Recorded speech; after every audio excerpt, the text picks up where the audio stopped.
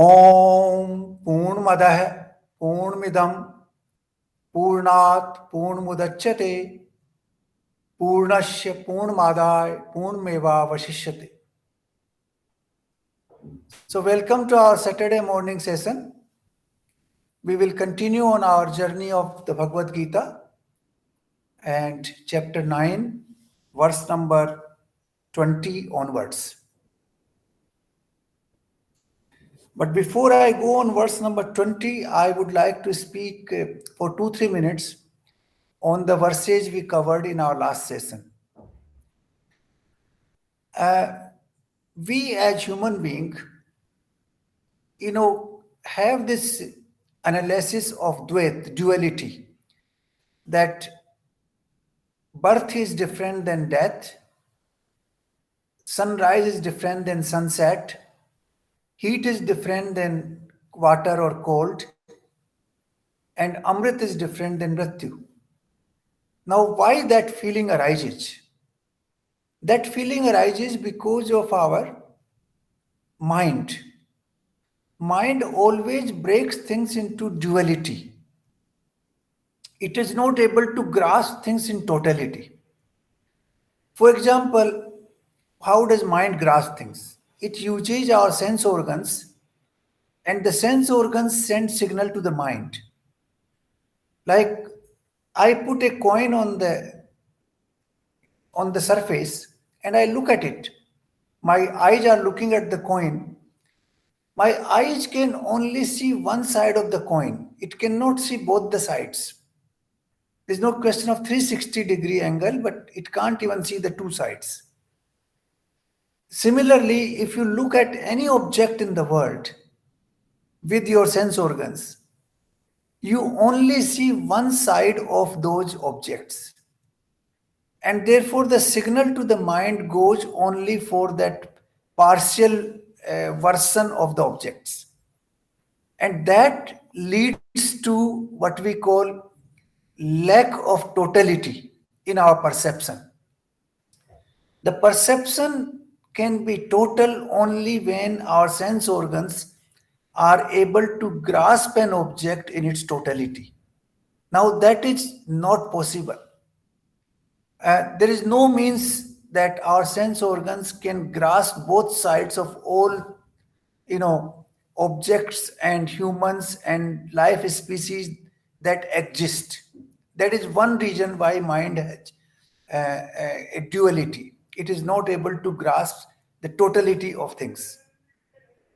The second part is that the living beings, including humans, they have multifaceted personality. Like when we conduct ourselves in an office, we conduct differently. When we conduct with our friends, we conduct very differently. When we are with our father or mother, we conduct ourselves very differently. When we are with our children, we conduct ourselves very differently. When we go to a theater, our behavior is different. So we have multifaceted personality. That is why we have many hats on our head. And our perception through the sense organs is not possible for all those multifaceted aspects of human personality at one given time. And because of that reason, our perception in the mind of a particular object or species of life is not complete. So that is one fundamental reason that we always have partial perception of the reality. The reality does not appear in totality to our sense organs and therefore to our minds. So this is extremely important to understand why we distinguish. When somebody is born, we celebrate because we see only the birth and we find that this is something joyful. When somebody dies, we only see that something is missing, something is going away. And then we become very, very, emotional and we mourn that particular moment. So because of that, we have these dualities in life. But if you look at the existence in total, there's no duality. It's only one single existence, one single flow. For example, the river goes into the ocean. The river disappears, but the ocean, the water goes into the ocean, then again comes back in the form of clouds, and then we have rains, and the cycle starts again. So the cycle in existence is in continuity.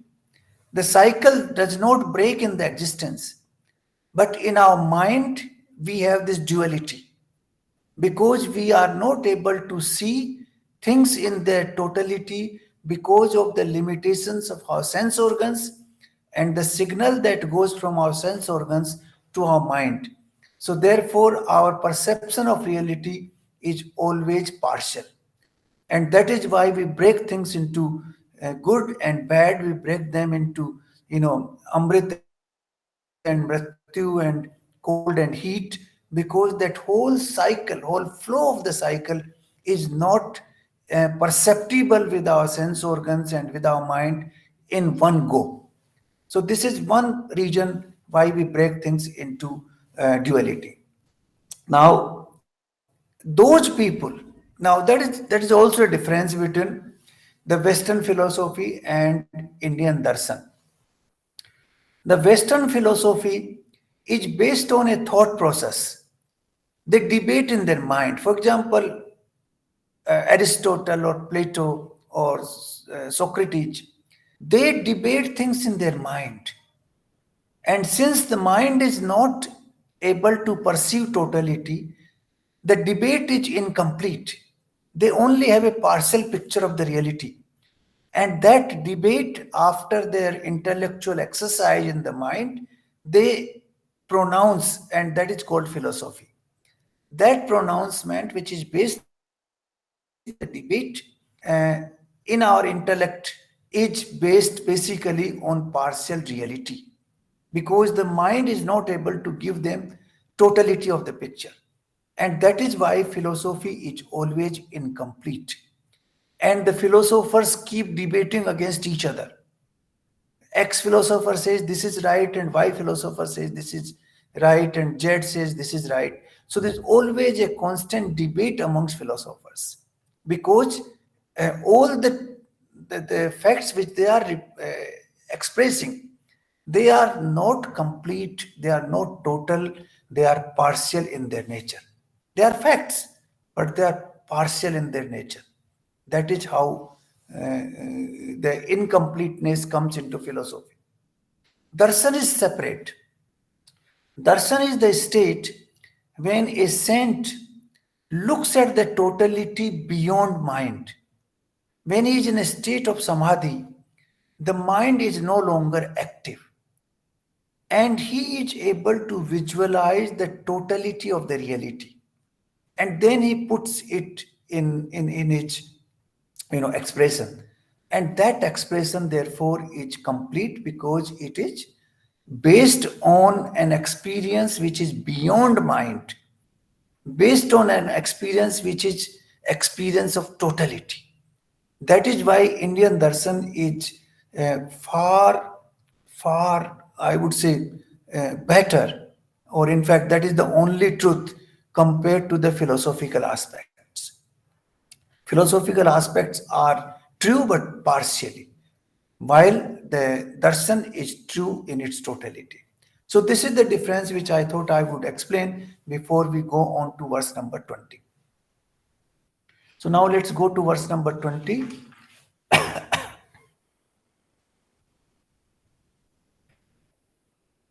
तीनों वेदों में विधान किए गए सकाम कर्मों को करने वाले, सोम रस को पीने वाले, पाप रहित पुरुष मुझको यज्ञों के द्वारा पूजकर स्वर्ग की प्राप्ति चाहते हैं। वे पुरुष अपने पुण्य के फलस्वरूप स्वर्ग लोक को प्राप्त होकर स्वर्ग में दिव्य देवताओं के भोगों को भोगते हैं। Now this is what he is saying is the सकam karma, the human tendency to do anything with some objective, with some desire, with some kamna. Now, this is a very, I would say, pervasive truth in this universe. Like I was looking at some of the TV debates on uh, the recent, Shastriji, Dhirendra Shastriji. Now, everybody who was coming to that podium with him, he was coming with some desires that my son is not getting an employment, my health is not good, my job is not good, there's a fight in our family. People were coming with desires. Even when we do our prayer, we always say, Paramatma, give us wealth, give us good health. So we always desire certain things. So our prayers, our behavior is basically sakam. And that is what Lord Krishna is referring here. That even in the what we call rituals which have been prescribed in all the Vedas, they are basically designed to fulfill human desires. So that is sakam. It's not leading to niskam prayer. It is leading to sakam desire, sakam prayers. You want something and therefore you pray. Now, we always have this experience. Why are you going to that particular temple? Because I have this problem. I need to present this problem to the Almighty and He will sort this out. So, that desire is inherent in human behavior everywhere. And that is what Krishna is referring here. He is saying that those people who perform their prayer with a desire, they are paprahit. He is still saying they are paprahit. Means they are not doing anything wrong. But they still have a desire. That desire is propelled by certain, thinking inside. And that is because of that it becomes sakam. So he says he is paprahit, but since he is desiring something, he goes to the highest heaven. He goes to the uh, abode where you have no problems, you have a life of total comfort, everything is available to you. That is what we call swarg. But after that, what happens, that will come in the next verse. But here I would like to explain two things. One is uh, upasana, and one is what we call vasana. Vasana and upasana. Now, upasana means that you sit with the Almighty. Up means to sit, and asan means you are close to the Almighty, or you are with Him, or you are one with Him. That is prayer.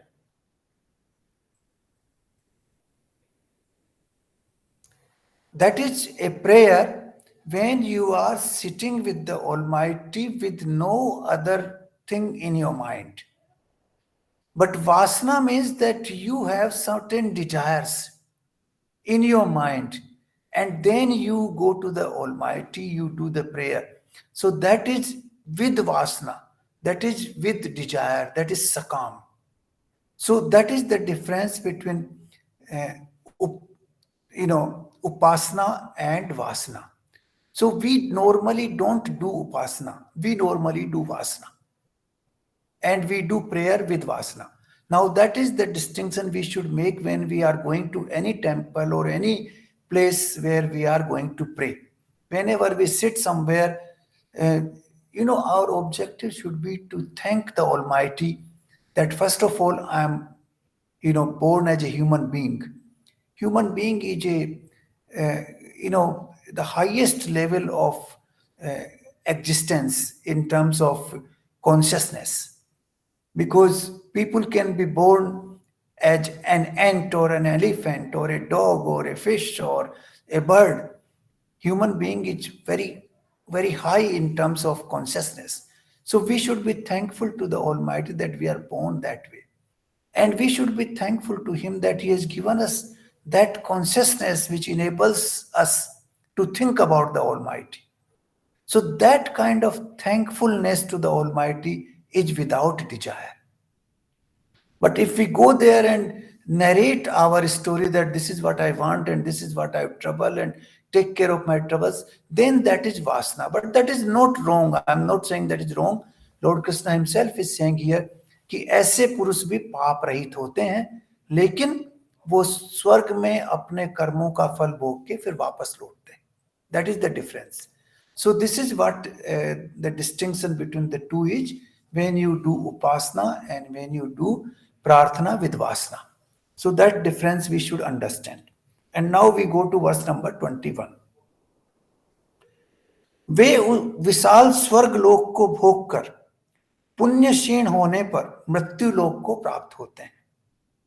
इस प्रकार स्वर्ग के साधन रूप तीनों वेदों में कहे हुए सकाम कर्म का आश्रय लेने वाले और भोगों की कामना करने वाले पुरुष बारंबार आवागमन को प्राप्त होते हैं. Now this avagaman, this word we have to understand. We have to understand sansar, what is sansar and what is sansar chakra. Now the whole purpose of human life is that we elevate ourselves. You know, it is a progressive elevation. We raise our consciousness to the new level all the time. That is the purpose. Now, we can, if we are able to raise that consciousness, we have a possibility of getting out of this cycle. Otherwise, we are all the time rotating in that cycle. Now, that cycle will take us to the same things again and again. You will be born, you will learn, in your childhood, then you will become, adult, you will have a, family life, and you will also earn your livelihood, you will earn wealth, you will try to earn wealth if you are not, and then gradually you become weak and you become old, and then, you go to the next stage, which is called death. So you will constantly remain in that cycle. वो चाक है उसमें रहता. That is what sansar is. Sansar is that, sansar chakra is basically this chakra in which we are rotating. And we are rotating for millions and millions of years. Because we are also anadi. Our soul is anadi. It was like the Almighty himself. It was never born. It always has been there. So imagine how many billions of years this world has been in existence. We have also been rotating with that all the time, constantly. Recycling ourselves. That recycling is happening because we are doing whatever prayer we are doing with desires, sakam. And therefore we are not able to rise in our own consciousness. So slowly we should reduce that prayer which is driven by certain desires, slowly. And we reach a stage where our prayer becomes only our gratitude to the Almighty. That stage should come. Once we reach that stage, it is not an easy process, but slowly we can reach that stage. It's not impossible either because a lot of people have done it. And once you start doing that process, then you can be out of that sansar chakra. फिर वो जो चाक है संसार का, उससे धीरे धीरे आप बाहर होना शुरू होते हैं. And then you go out at one stage and you merge with the Almighty, which is called yoga. But if we are driven all the time with desires, with vasana, then obviously we will stay in this sansar chakra. We will continue to remain in this world. And that is what Krishna is saying, that punya kshin hone ke baad aap वापस संसार में आ जाते हैं. That you are paap rahit, you have done very good karma, you go to swarg, you enjoy the fantastic life there, but then ultimately you have to come back, because that does not lead you to unity with the Almighty. So this is what he is explaining here, and this is the normal human behavior. What he has said in these two verses is, I would say, 99.9% conduct of humans. This is how we conduct ourselves normally. So this is what we should understand, whether we want to remain in this sansar chakra all the time and come back, or we want to get out of it. Now getting out of it is moksha, and that is what the Hindu philosophy has given to the world, that we should not keep rotating here. If we do not rise, then we will keep rotating, but if we rise, then slowly, slowly we will be able to get out of it. सो पुण्य क्षीण होने पे हम वापस मृत्यु लोक में आ जाएंगे. इसको मृत्यु लोक कहा गया है because here the end of everything is there, everything dies at the end of its existence. That is why it is called मृत्यु लोक. The reason is very clear. Even if it is a mountain, even if it is a river, even if it is a earth itself, it will come to an end at some stage and it will die, and that is why it is called mrityu lok. Of course we die after say 70, 80, 100 years, but even the earth will die after maybe millions of years, but it will die. So this is what the reason is, it is called mrityu lok. So he has also very clearly mentioned here that all the Vedic rituals are basically sakam. They are only driving you to do good things, but those good things will not last forever. They will last for a while. During that period, you will enjoy the amenities in the Swarg, but then you have to come back to the Mrityu Lok in the form of human being or in any other form later on. So this is very, very important, and this is our normal conduct age. Now verse number 22. जो अनन्य प्रेमी भक्तजन मुझ परमेश्वर को निरंतर चिंतन करते हुए निष्काम भाव से बसते हैं, निष्काम भाव से बसते हैं, उन नित्य निरंतर चिंतन करने वाले पुरुषों का मैं योग क्षेम स्वयं प्राप्त कर देता हूं. Now this is the other side, the contradiction to what the worldly behavior is. Here there are two things. Ananya bhav se mujhko baste hain. This word has come before and we explained this word, and let me repeat it slightly. Ananya bhav means that you are constantly established in the Almighty. Let me give that example again. A mother has a small child. Now she has to look after the child, but she also has to look after the domestic chores. She has to go to the kitchen, do some cooking, do certain things in the household, but she also has to look after the child. Now, while leaving the child in the bed, she does all this, but all the time her mind is with the child. If there's a slight movement of the child, she immediately rushes there. So constantly the mind is with the child, though she is doing everything else. So this is Ananya Bhakti. She is all the time established in that child. Similarly, we do all our activities in this world, but we should be established in our mind. The God should be constantly there. His remembrance should always be there.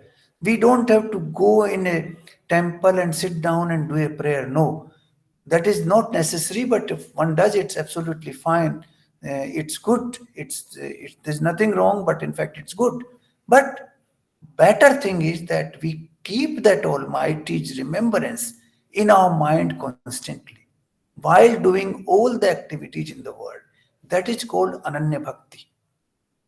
You don't have to sit in the samadhi position all the time and remember the God and do japa. That is not necessary.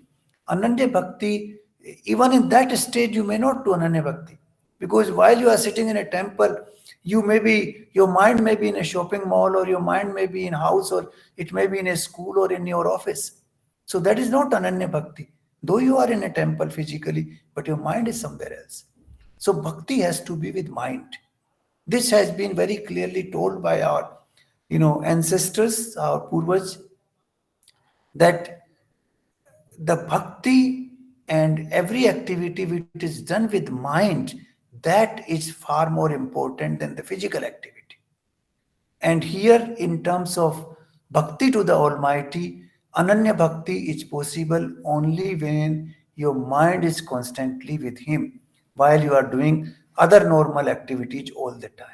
That is what it means. It should not become a ritual, it should become a part of your existence. Some people all the time keep saying Ram, Ram, Ram, Ram, but in their minds, other thoughts are going. This Ram, Ram is coming like it has become a habit, but mind is somewhere else. Now, that is also not bhakti. Bhakti is that God, the Almighty, the Supreme, is constantly in your mind, in your attention while you are doing rest of the activities. So this is what we should do, and niskam bhav, and then you don't have any desire. Our it is only to express our gratitude and thankfulness to the Almighty that He has given me this existence, that I am here and I am able to think about Him. I am able to, see the distinction between the existence and non-existence. I can see this world. I can see all the things that are happening in this world, and I can think about them. That power of consciousness, that power of thinking, that vivek, that buddhi He has given me, I think we should be thankful to Him. Only with that kind of bhakti is niskam bhakti. So these two things in this verse are very important. And the third is yokshem. Then he says that I will take care of its unity with me. You don't have to worry about that part. Now it is not easy to surrender and say, मेरे को भोजन मिले या नहीं मिले कल का, I will be always surrendering myself to Almighty. It's not easy process. People who have done it, they have got the harvest, but it's not easy. So once we do surrender to the Almighty, He will take care of us. Like a child is always, he has no capability to do himself. He does everything, leave everything to the parents, and he's looked after. He grows. He becomes adult slowly, slowly. So similarly, if we surrender everything to the Almighty and allow Him to do whatever He does, I think we will certainly be looked after by Him in the best way.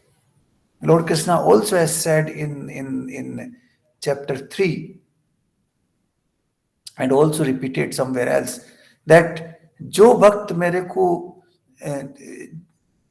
भक्ति से देखते हैं, भक्ति करते हैं, मैं भी उनकी भक्ति करता हूं. मतलब he has gone, he has said, I am reciprocal. If you are devoting yourself to me, I am also devoting yourself to you. So that reciprocity comes only when we surrender ourselves. Then Yokshem will be looked after. He will look after our unity with the Almighty, and He will take care of all the hurdles that come in the way in that process. Once we do these two things, Ananya Bhakti and Niskam Bhakti. These are the two things which are important. Some of this has come in the past, but he is repeating it here in this proper context. So now, verse number 23. हे अर्जुन, यद्यपि श्रद्धा से युक्त जो सकाम भक्त दूसरे देवताओं को पूजते हैं, वे भी मुझको ही पूजते हैं, किंतु उनका वह पूजन अविधि पूर्वक और अज्ञान पूर्वक है. Now he has clarified it further, that we may be, Devta. Devta, basically, we explained this word before. Devta is different powers in the universe which are governing certain aspects of life. For example, sun god, he governs one particular aspect, or wind god governs another aspect. And Prithvi, for example, governs another aspect of life. In this universe, there are so many facets which need to be governed. And those are governed by different forces which have been created by the Almighty.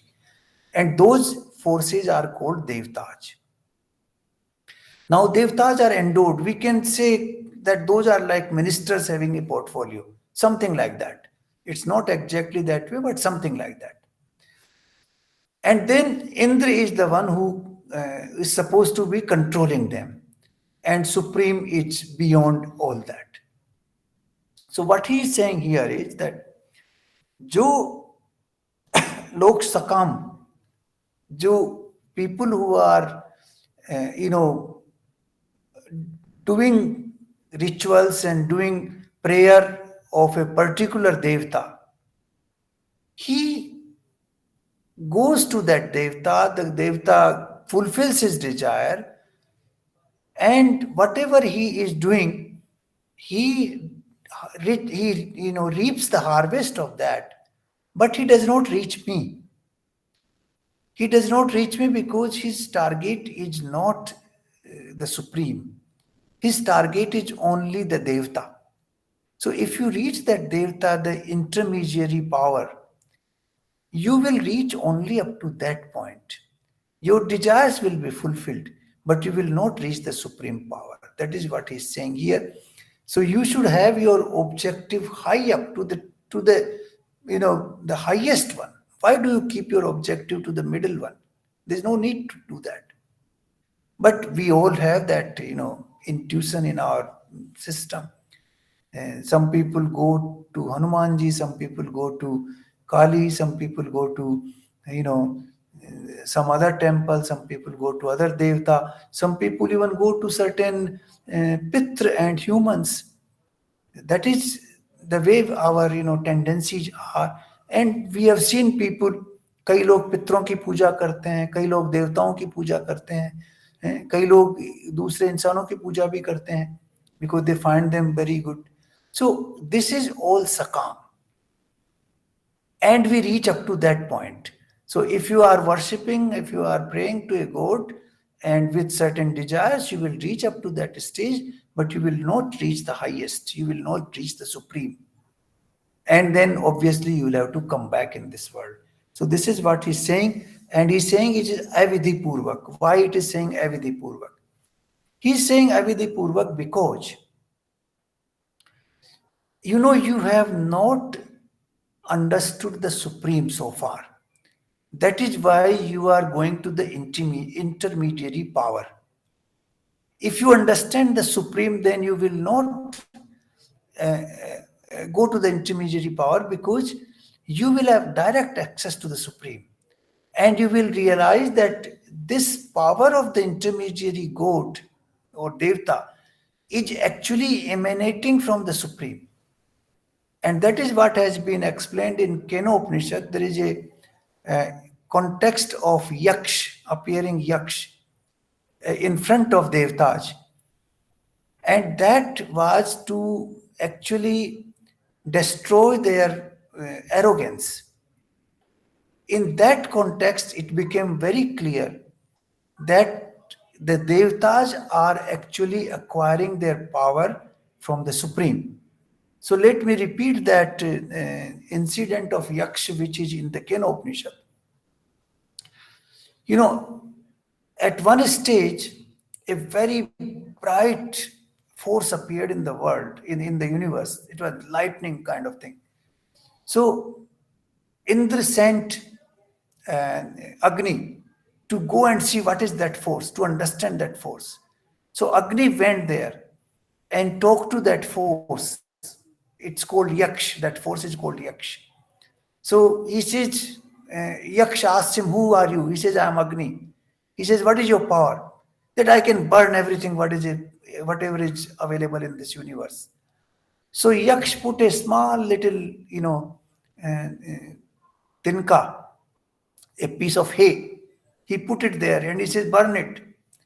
And Agni applied all the force, but it could not be burnt, because Yaksh had taken all the power of fire from that Agni at that time. And therefore the hay could not be burnt. And the Agni was very furious, but then she went back and reported to Indra that, I did all this, but I could not burn even that small particle of hay.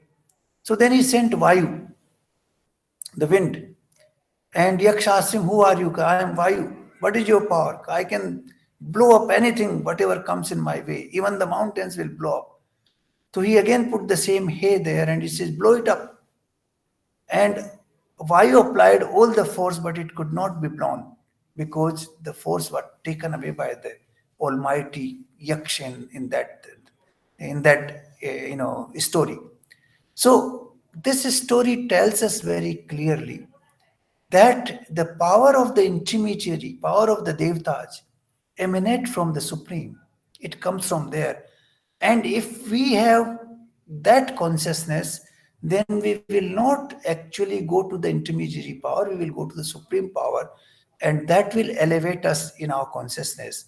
But if we go to the intermediary power, there is nothing wrong about it. You will get the outcome of your prayer, you will get the fruits of your prayer, but then ultimately you will have to return back to the sansar chakra.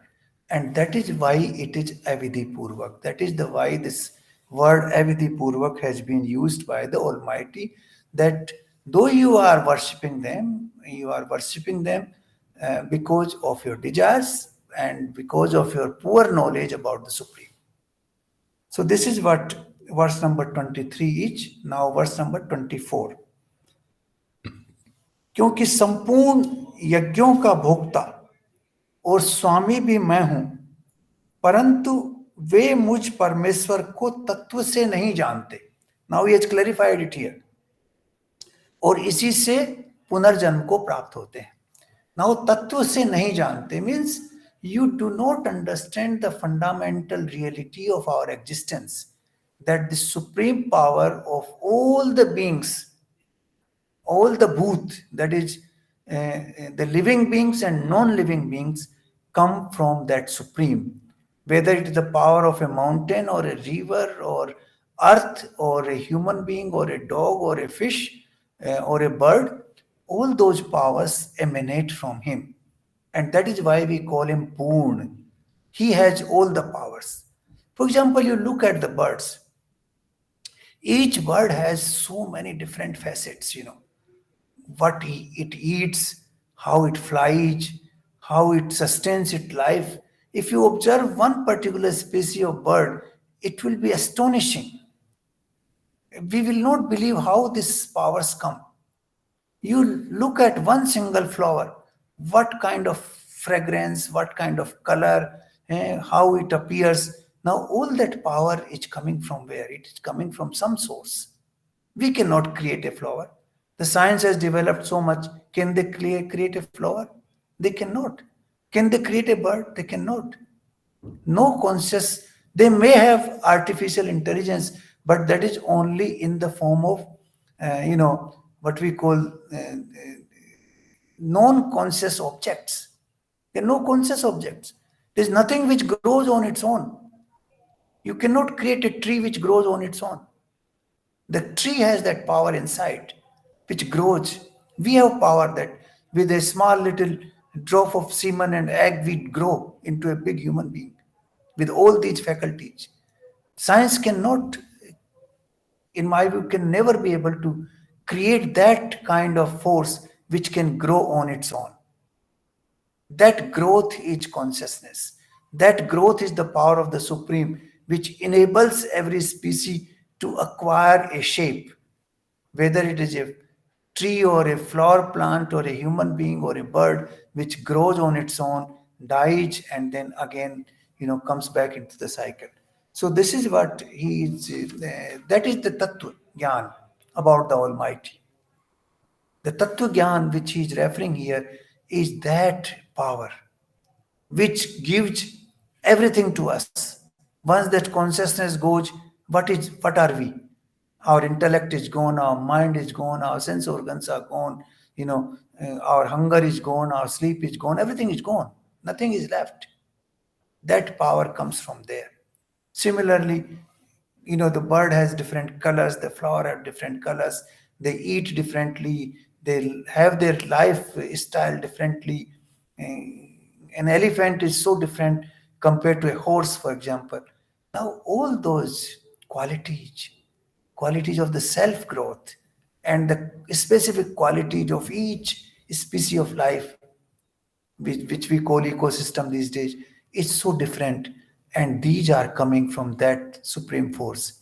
That is what we need to understand. And that is the Tattva Gyan about the Almighty, that everything emanates from there. And then they are distributed to different species and different physical objects in this world. So this is verse number 24. Once you understand that force, फिर आप पुनर्जन्म को नहीं प्राप्त होते. Once you understand that power of the Supreme, and which is what is actually the essence of Advait Vedanta, that everything emanates from there. This is one single force from where everything emanates. And that is why we call it Purn Madah, Purn Vedam, everything in one place, each complete in every respect. And that completeness gives so much variety to this universe, to this existence. If we understand that reality, then I think we are close to the Tattva Gyan of the Almighty.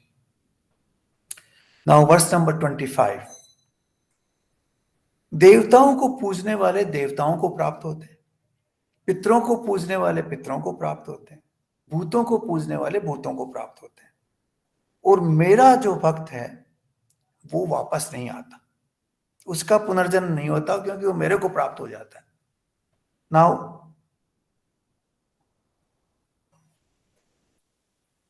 you see here, what is important is firstly to understand the reality of this existence, the supreme power, and then to set your target at the highest. Lot of people remain engrossed into Pitra. You will find lot of people पितरों की पूजा करते रहते हैं. You will find lot of families. In fact, I find them more now in those people who go to various sadhus and these holy places. They do पितरों की पूजा, or they do देवताओं की पूजा, or they do certain other puja. Now, if you set your objective at a particular level, that becomes your final goal.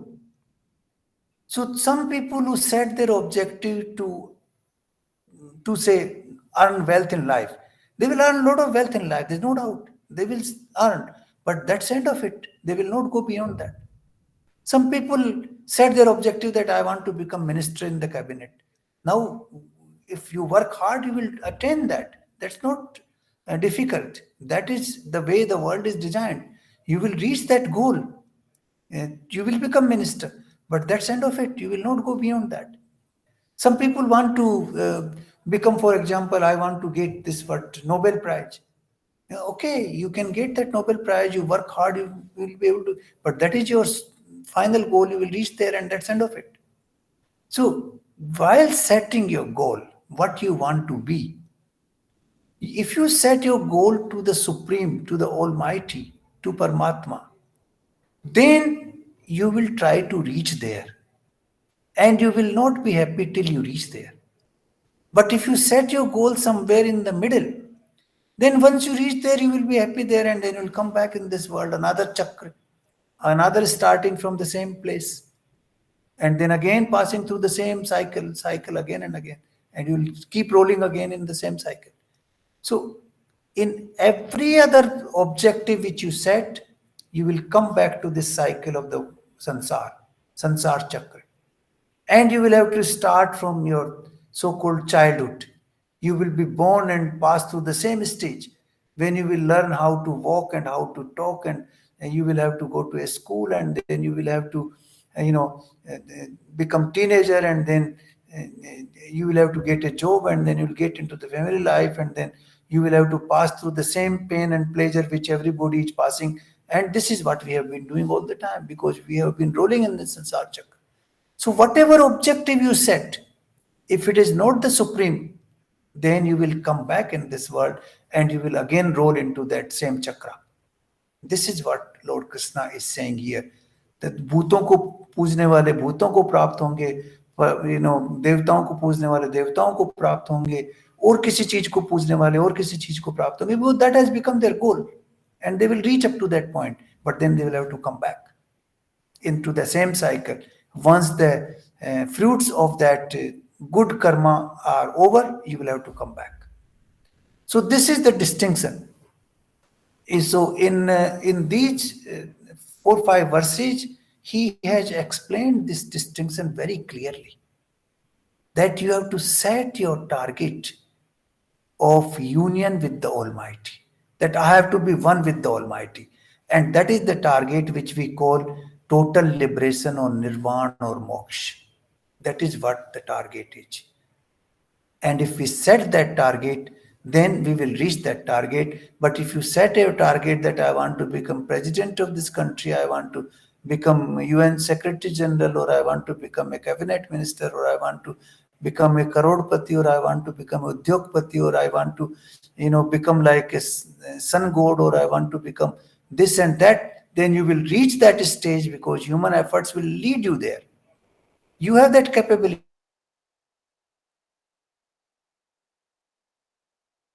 What he's saying here. So let us set our target. Firstly, let us understand the Almighty with Tattva, with Tattva Gyan, that everything which emanates in this universe, the power of a small, plant, power of a flower, power of a fruit, power of a small ant, and the power of an elephant or power of a human being, they all come from there. That is what we have to understand. From that Purn, all these things come, they emanate. And if we set our target there, that target is possible only when we do Ananya Bhakti. We all the time keep thinking about that supreme power. Whatever we are doing in this world, we keep thinking about it. And without any desire. Then, if we are able to fulfill these three conditions, that is, one is to understand Him by Tattva, to understand the fundamentals of the Almighty, the supreme power. Secondly, we do constant prayer to Him, Ananya Bhakti, constant devotion. All the time He is in our mind. And thirdly, we do it without any desire. Then we qualify for moksha and nirvana, and then we can get out of the sansar chakra, the cycle in which we keep rotating all the time. We have been rotating for millions of years, and will continue to rotate for millions of years if we do not do these three things. So this is where I will end. Thank you very much. If you have any questions, I'll try to answer them.